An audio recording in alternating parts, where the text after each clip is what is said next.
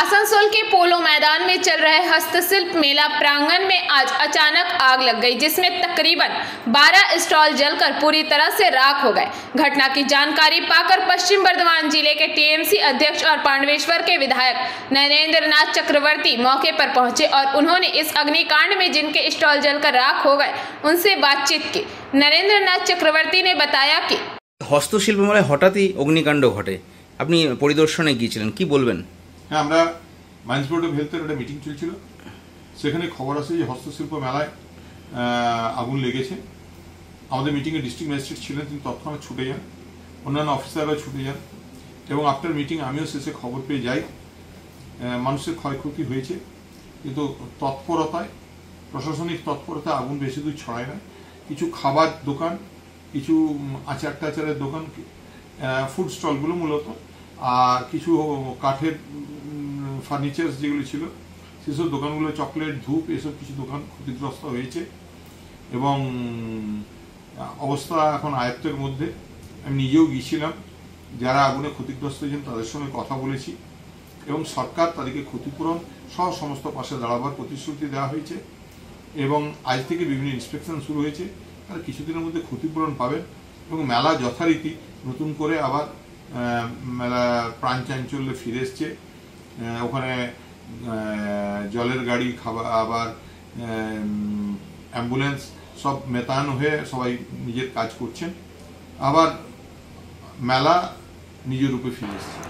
यह बड़े अफसोस की बात है कि आज मेला प्रांगण में आग लग गई, जिसमें कुछ स्टॉल जलकर राख हो गए और लोगों को नुकसान पहुंचा है। उन्होंने कहा कि राज्य सरकार की तरफ से यह आश्वासन दिया जा रहा है कि जिनको जो भी नुकसान हुआ है उनको पूरा मुआवजा दिया जाएगा और मेला फिर से शुरू कर दिया गया है। वहां पर रौनक फिर से लौटकर आ चुकी है। हालांकि इस बारे में जब हमने आसनसोल दक्षिण की विधायक अग्निमित्रा पाल से बात की तो उन्होंने कहा कि অত্যন্ত দুর্ভাগ্যের এবং লজ্জাজনক যে আজকে আসানসোলের পোলো গ্রাউন্ডে যে হস্তশিল্প মেলা চলছিল পশ্চিমবঙ্গ সরকারের, যেটা ইনগ্রেশন করতে 2-3 দিন আগে আমাদের পশ্চিমবঙ্গ সরকারের মন্ত্রী মলয় ঘটক এবং চন্দ্রনাথ সিনহা তারা দুজনে মিলে এসে ইনগ্রেশন করলেন এবং এই হস্তশিল্প মেলাতে সারা পশ্চিমবঙ্গে দূর দূর থেকে গরিব মানুষ, আমার মতো শিল্পী মানুষ,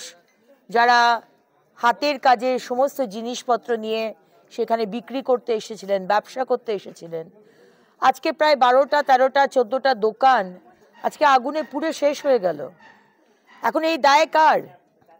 আজকে মুখ্যমন্ত্রী মমতা বন্দ্যোপাধ্যায় খেলা মেলা নিয়েই রয়েছেন, এখানে কোনো ইন্ডাস্ট্রি নেই, আপনিও সেটা খুব ভালো করে জানেন।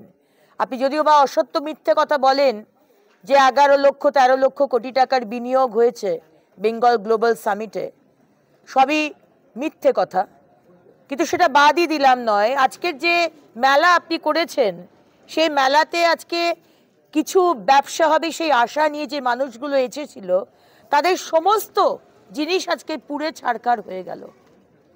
যাদের দোকান পুড়ে ছারখার হয়ে গেল তাদের মধ্যে কিছু খাবারের দোকানও ছিল। এখন মেলার যে চত্বর, যেখানে এই ধরনের হ্যান্ডিক্রাফটস, হাতের তৈরি জিনিসপত্র বিক্রি হচ্ছে, সেখানে খাবার জিনিস, যেখানে খাবারের স্টল যেখানে করা রয়েছে, সেখানে প্রিকশন নেননি কেন? কেন সেখানে আগুন লাগলো? আগুন যদি লেগেছে তাহলে সেখানে আপনারা ফায়ার ব্রিগেডের ব্যবস্থা করেননি কেন? আচ্ছা, আসানসোল মিউনিসিপ্যাল কর্পোরেশন থেকে বলা হচ্ছে যে আমরা ফায়ার ব্রিগেডকে বলেছিলাম থাকার জন্য, তারা ছিল না, আমরা দেখছি। দেখছি মানে what is this? What is দেখছি? যাদের সমস্ত মানে পুঁজি, যেটা নিয়ে তারা ব্যবসা করতে নেমেছিল, আজকে সেগুলো পুরো ছারখার হয়ে গেল। আপনারা বলবেন দেখছি? সেখানে ফায়ার ব্রিগেড এসেছে 1 ঘন্টা বাদে, যেখানে আগুন নেভাবার যে যন্ত্রগুলো তার মধ্যে গ্যাস নেই, খালি। আমরা দাবি করি যাদের যাদের দোকান পুড়ে ছারখার হয়েছে, যাদের হাতের মানে হাতের জিনিসের, হাতের তৈরি জিনিসের স্টল হোক কি খাবার দোকান হোক, তাদেরকে 5 লাখ টাকার compensation, each and every one 5 লক্ষ টাকার মিনিমাম কম্পেনসেশন দেওয়া হোক। আপনারা বড় বড় কথা বলেন কুম্ভ মেলা নিয়ে, হ্যাঁ 56 কোটি ভারতবর্ষের 1/3 পপুলেশন কুম্ভ মেলাতে গেছিল। 1/3 of the population, 56 crore। अरे कॉटेज। आसनसोल से बीजू मंडल की रिपोर्ट, पीवीटीवी न्यूज।